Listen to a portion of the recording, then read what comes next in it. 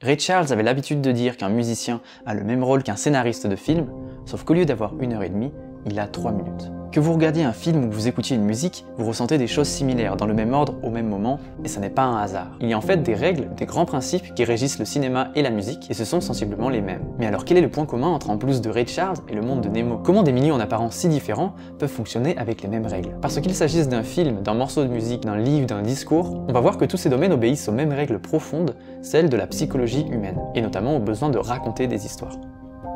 Et pour comprendre ça, il faut se rendre compte qu'un jour, 70 000 ans plus tôt, un homme ou une femme sans nom ni même prénom a simplement appliqué de l'ocre sur une des parois de sa grotte pour dessiner des animaux, des guerriers, peut-être pour rendre hommage à un homme de sa tribu mort à la chasse, ou simplement laisser une empreinte. Pour dessiner des mammouths, il y a du monde, mais quand il faut expliquer comment on fait du feu, il n'y a plus personne. Quoi qu'il en soit, les peintures rupestres sont à ce jour les premières manifestations du besoin humain de raconter. Contrairement aux singes ou aux oiseaux, qui se servent principalement de leur langage comme d'un simple outil de prévention, l'homme s'en sert pour échanger avec ses semblables, communiquer et littéralement mettre en commun. C'est pour ça que ces histoires font partie de notre patrimoine génétique. C'est donc comme ça que sont nées des croyances religieuses, de grands récits mythologiques, et plus récemment des films, musiques, séries, livres qui obéissent aux mêmes règles. Il faut donc comprendre que l'humain s'est construit sur sa capacité à raconter des histoires, et plus largement sur son langage. Donc pour un film, c'est assez évident de comprendre comment on peut raconter une histoire. Mais pour la musique, à votre avis, comment peut-on raconter quelque chose? Peut-être que vous pensez aux paroles, ce qui est juste bien sûr, pour raconter quelque chose c'est bien pratique d'utiliser des mots, mais dans cette vidéo on va mettre de côté les paroles et se concentrer sur la partie instrumentale. Et en fait la musique en elle-même est un langage. Les notes sont des mots que vous pouvez assembler pour faire des phrases, exprimer des idées, des opinions, des émotions. Hans Zimmer, qui a composé la bande-son d'un paquet de blockbusters,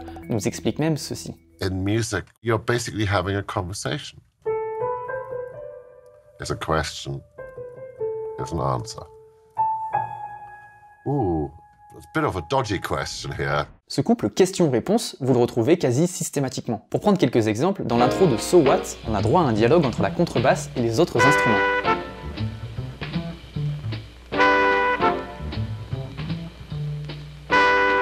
En swing, de la même manière, il y a un échange entre les bois et les cuivres.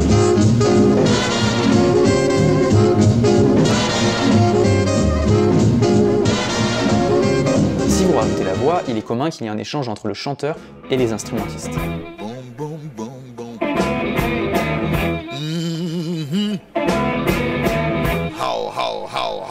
Donc tout ça nous donne une première base en musique, une langue avec laquelle on peut s'exprimer, avoir des dialogues. Bon ok, tout ça c'est bien, mais ça ne suffit pas à faire une histoire. Rappelez-vous en début de vidéo, je vous disais que le monde de Nemo et un blues ont en fait plus de points communs que ce que l'on peut penser. Et en effet, ils ont le même arc narratif. On peut décomposer la structure d'une histoire captivante en 7 étapes.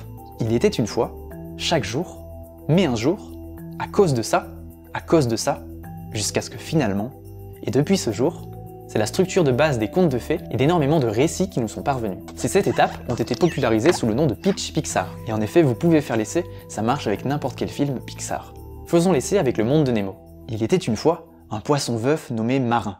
Marin était extrêmement protecteur envers son fils unique Nemo. Chaque jour, Marin prévenait Nemo des dangers de l'océan et l'implorait de ne pas aller nager trop loin. Mais un jour, Nemo, dans un acte de provocation, ignora les conseils de son père. À cause de ça, il se fait capturer par un plongeur et finit dans un aquarium à Sydney. À cause de ça, Marin se met en route pour retrouver Nemo. Il vit tout un tas d'aventures et trouve l'aide de nombreuses créatures marines.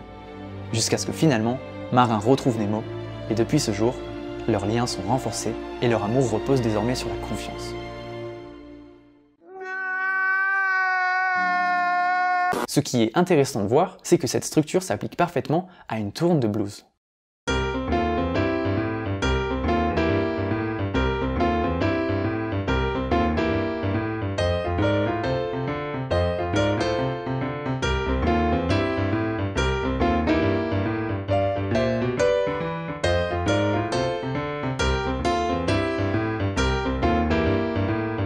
Bien évidemment, c'est plus court qu'un film, et le motif du blues se répète plusieurs fois. Mais ça pose des questions sur les émotions que l'on ressent lorsque l'on regarde un film ou que l'on écoute une musique. Ce qui nous manque dans cette structure, c'est la dramatisation. Notre histoire est basée sur une escalade, jusqu'à son point maximal, puis à une descente jusqu'à un nouvel équilibre, ce que nous pouvons illustrer à travers un arc narratif. On peut le séparer en 3 actes. Le premier définit la situation initiale, les protagonistes, jusqu'à un élément perturbateur. Le deuxième acte est une aventure avec une série de péripéties, le troisième un retour au calme après le climax.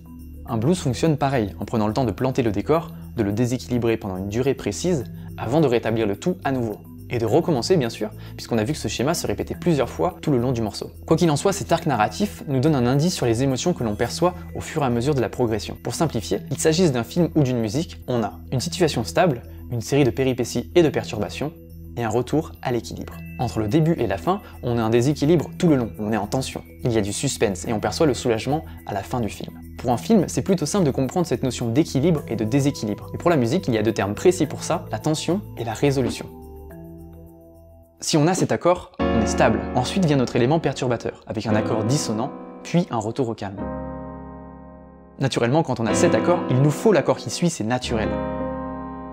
Et c'est juste une histoire de transformer une dissonance en une consonance. Ici, l'exemple le plus parlant, c'est si on prend un accord de septième de dominante de Sol, qui donne une très forte tension, et qui mène naturellement à l'accord de la tonique, donc ici Do. Et si on regarde de plus près, la véritable mécanique ici est juste de deux notes. C'est ce qu'on appelle un triton. Deux notes espacées par trois tons, qui donnent un son très instable, et une dissonance harmonique qui mène à une résolution. Pour l'anecdote, au Moyen-Âge, on évitait d'utiliser cet écart qui était trop dissonant à l'oreille, ce qui lui a valu son surnom de Diabolus in musica, littéralement le diable dans la musique. Bien sûr, en musique, l'alternance entre tension et résolution est beaucoup plus rapide.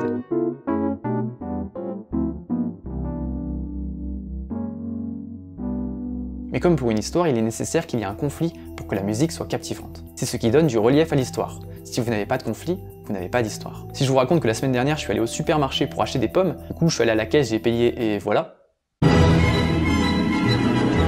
Non bah c'est nul, il ne s'est rien passé. Par contre si je vous dis que je suis allé acheter des pommes et qu'au moment d'arriver à la caisse je retrouve plus mon portefeuille, donc je retourne sur mes pas et là je me rappelle qu'il y a un mec qui m'a bousculé à l'entrée du supermarché, bon voilà c'est déjà mieux, là il y a un truc qui se passe, on est au minimum intéressé. Et d'ailleurs je viens de raconter une moitié d'histoire, ce qui peut être assez frustrant de couper une histoire comme ça en plein milieu. Imaginez que vous êtes en train de regarder un film, la tension monte alors que l'on approche du climax, quand tout à coup, Je suis ton... plus rien. L'écran s'éteint. Pour un film comme pour une musique, si vous restez sur ce déséquilibre, ça frustre notre envie naturelle d'avoir une conclusion satisfaisante. Il faut conclure par quelque chose, sinon ça fait presque mal. Je suis ton père. Rappelez-vous de notre structure de base. Situation initiale, déséquilibre et aventure, et retour à l'équilibre. Il est intéressant de voir que Marin n'est pas le même au début et à la fin de l'aventure. Le personnage principal du film est au début un poisson craintif et inquiet, et une fois revenu de son aventure, il est devenu décontracté et confiant. Dans son livre Le héros aux 1001 visages, Joseph Campbell va un cran plus loin et théorise la transformation du héros. Lors de son aventure, le héros est confronté à des obstacles et doit souvent s'affronter lui-même et ses peurs. Une fois passé le climax, le héros est transformé, et lors de son retour au monde d'avant, il est désormais un homme nouveau. Il a de nouvelles compétences, il se connaît mieux. Faites l'essai quand vous regardez un film, vous verrez que ça arrive très souvent. Dans Harry Potter, un orphelin qui vit avec son oncle et sa tante est invité à rejoindre une école de magie où il doit résoudre un complot des forces du mal et en sort transformé, notamment grâce au pouvoir de l'amitié et de l'amour maternel. Dans Bienvenue chez les Ch'tis, le directeur d'une agence de la poste, malheureux dans son couple, est muté dans le Nord où il découvre la chaleur des gens du Nord, abandonne son égoïsme et se sert de ce nouveau pouvoir pour sauver son couple. Et vous pouvez vous servir de cette dimension narrative pour donner de l'émotion à votre musique. On retrouve cette histoire de transformation en jazz avec l'utilisation habituelle du 2-5-1, une suite d'accords couramment utilisée en jazz. Un accord initial stable, un déséquilibre avec un accord altéré et un retour à l'équilibre différent, nuancé.